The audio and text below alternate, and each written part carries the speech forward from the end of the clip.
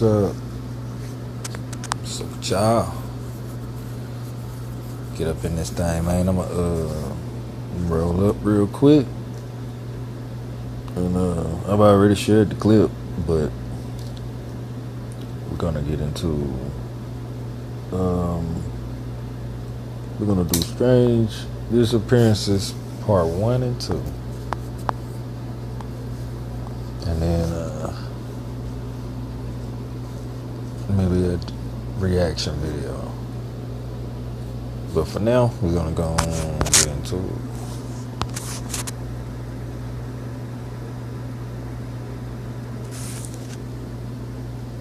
Oh yeah. By the way, Book of 44 is out. Occult Sign Symbols is out.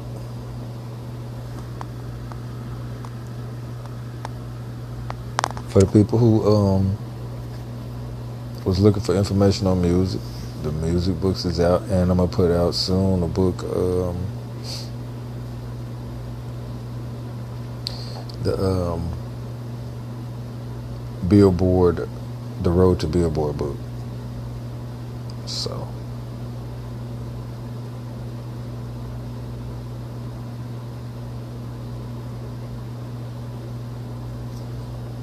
we're gonna we finished the Gregorian calendar video, and I'm gonna do a book on this song.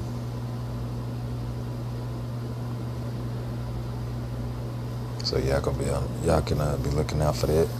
We got a book on black health and holistic, medicine practices. It's finna come out too.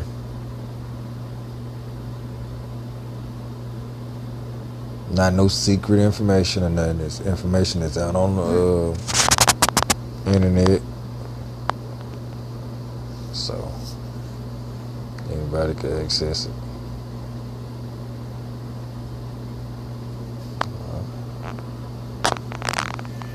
Voicemail is undoubtedly a great way to convey a message to someone when they're unavailable.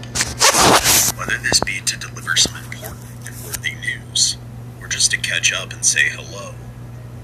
But unfortunately, from time to time, we receive news that isn't so great via voicemail as well.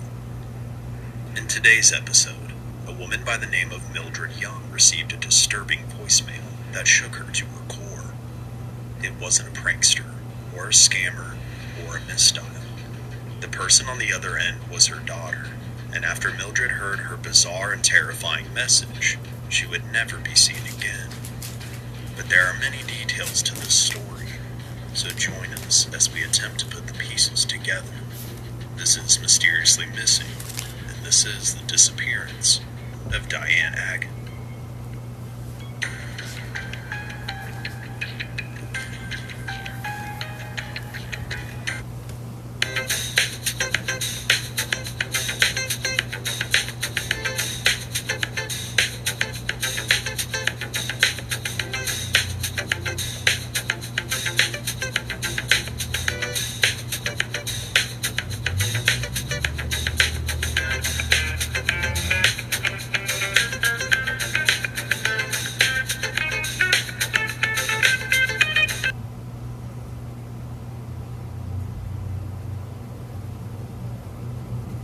Hey, I'm James, and I've been clean and sober for 4.5 years. Damn, y'all If getting you're carried thinking away about now getting with clean these and sober, you're commercials now. probably terrified.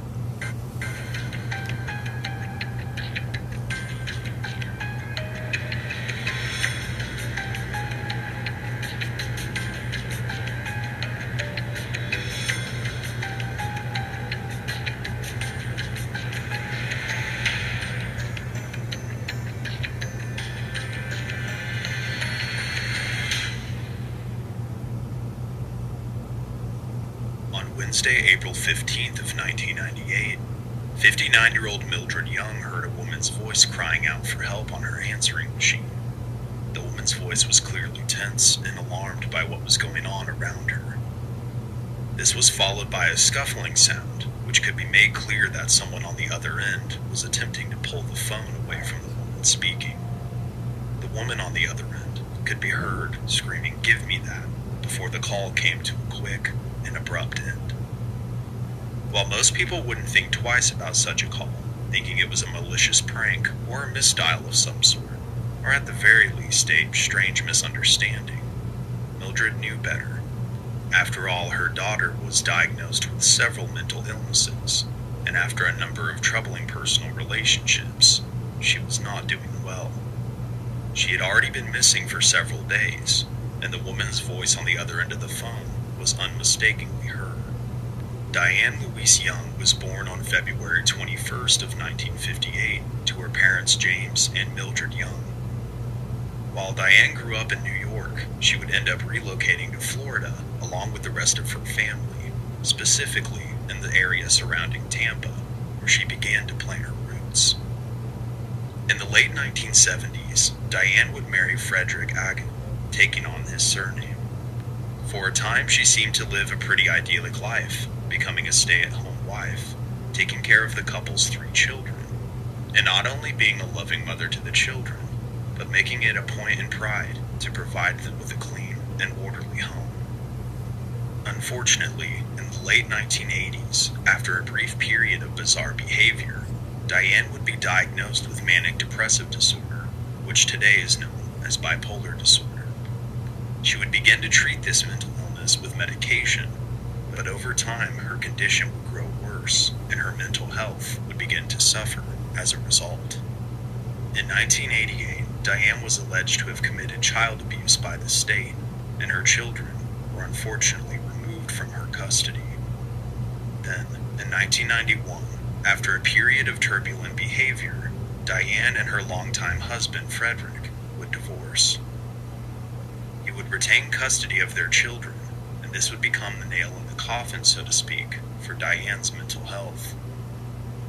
Over the next several years, Diane would begin to unravel.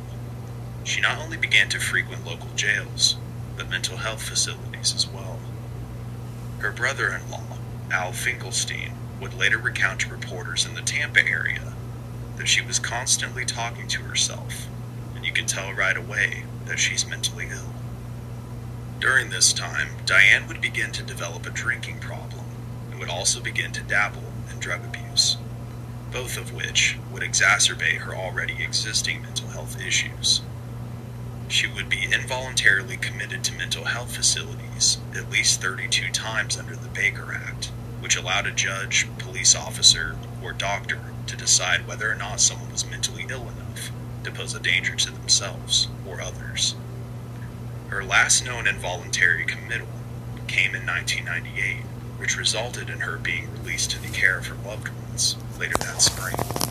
However, upon release to her family, it would become blatantly obvious that she was desperately in need of institutionalized care. On April 10th of 1998, Diane was last seen alive by her family for the very last time. She had been released from a mental health facility just 2 weeks prior after being sent there for an involuntary evaluation. She had since been staying with her sister, and while Diane had previously been living in Odessa, her family thought it was best for her to be with her family for the time being. On the morning of April 10th, Diane was last seen by her sister, who ended up leaving for a doctor's appointment that morning. When she returned later that day, she found Diane missing from her home, and it would be reported that Diane was missing from her home at around 11 a.m. that day. Later that same day, Diane would be seen at the Hayloft Tavern, which was located along Little Road and State Road 52. There, Diane stayed until she was kicked out, with Diane's mother, Mildred Young, later recounting to the Tampa Bay Times. The bartender cut her off because she was walking in circles, and to my knowledge, that was the last time anyone saw her. After attempting to track her down and being unsuccessful, Diane's family would then report her missing the next day, on April 11th. While Diane had been known to disappear in the past, she generally only did for a day or two. This was usually when she lapsed on her medication, or just simply stopped taking them. But in this case in particular, Diane would go missing for several days, leading to the mysterious voicemail received by her mother on April 15th, just 5 days after her initial disappearance. To Diane's loved ones, this call seemed to confirm that Diane was in serious trouble at the time, especially since this was her longest and most unusual disappearance act yet. When Mildred would attempt to call the number back Diane had originally dialed from, the name Starlight would appear on her caller ID, but attempts to redial would go unanswered. And at that time, there was only one business in the area that was known as Starlight, and it was a strip club known as the Starlight Lounge. However, it is unknown that there is a connection between the two. On Wednesday, April 15th, 5 days after Diane Agate left her sister's home in Hudson, a human finger was found along U.S. Route 19 near New York Avenue. This discovery was made at approximately 4 p.m. by a woman that was walking to work. She thought the finger was just a toy or a prop of some sort. However, when the woman told her boyfriend about it, the following day the two ventured out to the location and rediscovered the finger, which was painted with red nail polish. It was real. They then would reach out to the Pasco County Sheriff's Office, who arrived at the scene shortly thereafter to document the find. In an attempt to figure out just who this finger belonged to, authorities would match up with their own records and quickly discovered that the finger belonged to the missing Diane Agate. Because Diane had been arrested in the past, she had been fingerprinted, and this was unfortunately a match. Authorities would then begin to search throughout the nearby area where Diane's finger was found, and would eventually bring out a helicopter to scan the area from the skies. Unfortunately, these efforts would prove fruitless, because no other trace of the missing 4-year-old would be found, and subsequent attempts to find her at her home and regular haunts were unsuccessful in the days and weeks to come. Police did not believe that Diane had left on her own accord. In an official statement, the Pasco County Sheriff's Office told reporters that she apparently did not have a vehicle. She either hitchhiked or got rides from friends. This, paired with Diane's overly trusting behavior when off her medication, led them to believe that she might have willingly gone with someone who intended to do her harm. She takes a picture, and in that picture is this E.T.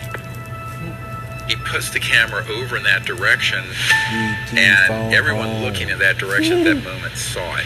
You can make contact with these civilizations, and you do not need to cover. And that's when they take me into a hotel room later that night, and on the same day the story of Diane's disappearance began to break in the Tampa area, a discovery would be made at a convenience store that Diane often frequented. This occurred in Odessa, Florida, about 25 miles north of Tampa. A convenience store manager discovered a pile of neatly folded clothes in an outdoor freezer, immediately recognizing the clothing as Diane's. Patricia would reach out to Deborah, Diane's sister, who confirmed that the clothing was in fact hers. Police would immediately begin to theorize that the clothing may have been put in the freezer by someone that had abducted Diane. Unfortunately, it would be almost impossible to determine when the clothing had exactly been put in the outdoor freezer, since the staff at the convenience store hadn't checked it in approximately 3 weeks since her disappearance. Over the next several weeks, authorities would receive dozens of tips from potential witnesses that believed they had seen Diane in the surrounding area. This included one witness who claimed to have seen her on the afternoon of April 11th, between 3 and 4 p.m., walking along New York Avenue. This would have put her in the location where the finger was later found. Another witness, a waitress at a nearby inn, would claim to have seen Diane on the same day that the ominous phone call was made to her mother. But it's unknown if investigators were able to confirm this sighting, and if they did, they haven't released any information to date. Unfortunately, none of these tips have seemed to have panned into anything worthwhile, with investigators being unable to locate any part of Diane since her disappearance, besides her severed finger. Unfortunately, none of these tips have seemed to have panned to anything worthwhile, and Diane has never been seen again. Her case had seemingly gone cold until November of 2000, when her parents began to reminisce about Diane's life openly. They started from the beginning, when her mental illness began to make itself present, when her abuse allegations caused her to lose custody of her children, and then the divorce of her longtime husband seemed to slowly but surely unravel her. She seemed to have become an entirely different person seemingly overnight, and had begun to take solace in alcohol and substance. Just one day after her family reminisced about her publicly, there was an article that was published in the Tampa Bay Times. and another bizarre discovery would be made at the convenience store that Diane often went to.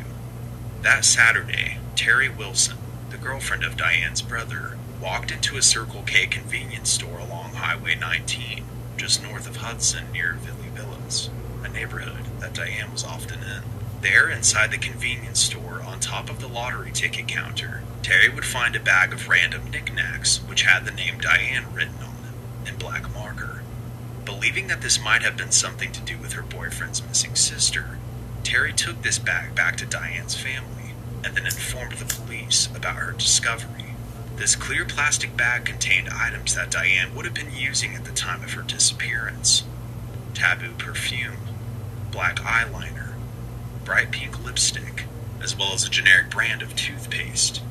Coincidentally, this would have been the same type of toothpaste that would have been issued by the mental health facility that Diane had just been released from. Authorities would announce that they were going to review the security tape from the convenience store in the hopes of determining who had placed the bag on the counter. However, it seems like nothing has come of this lead. Unfortunately, since this time there has been little to no activity or developments in Diane's case in nearly 2 decades, with her disappearance remaining just as unsolved today as it was back in 1998. Diane Agate was 40 years old and was last seen in April of 1998, where she had been known to be staying with her sister at her home at Hudson's Cobblestone Drive.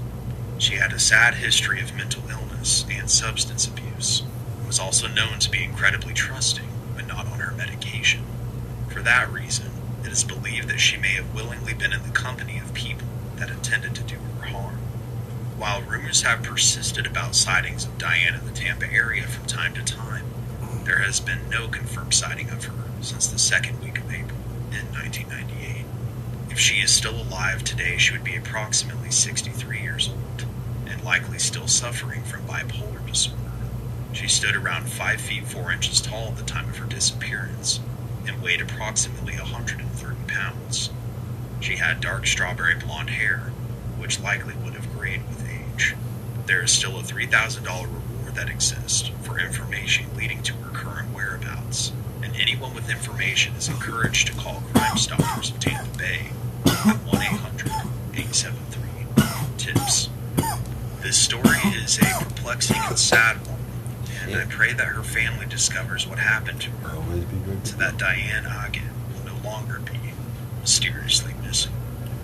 Man, thank you so much for watching this episode of Mysteriously Missing. God damn. Below you will find a pinned comment of the Y'all let me playlist. know if y'all want me to do the whole series, which I'm thinking I'm gonna do it. So that was it for the first one. I hope y'all enjoyed it.